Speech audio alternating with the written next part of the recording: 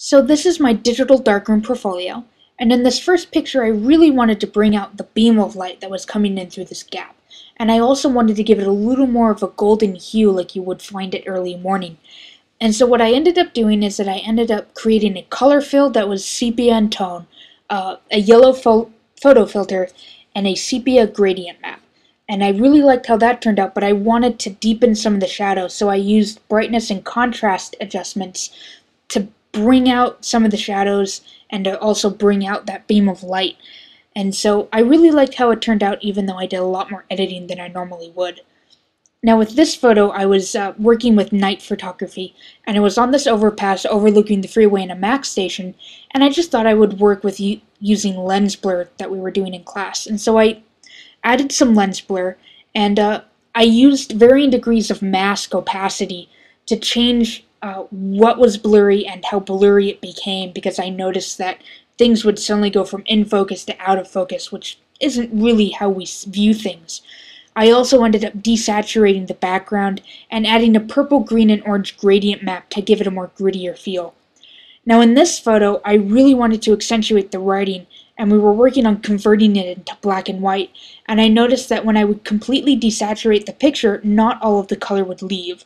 And so what I ended up doing is that I ended up masking the plank of wood that had the writing on it to leave a little bit of color in there, and then converted the rest of the image into black and white. I also added some contrast to deepen and lighten certain tones and to really bring out the shadows, and I liked how it turned out. So for this picture, I really liked how the water droplets were clinging to the grass, but I just thought this picture was way too bright to really see that. And so what I ended up doing is that I ended up accentuating shadows using a clipping group, which combined a black and white adjustment with a duplicate of the original smart layer.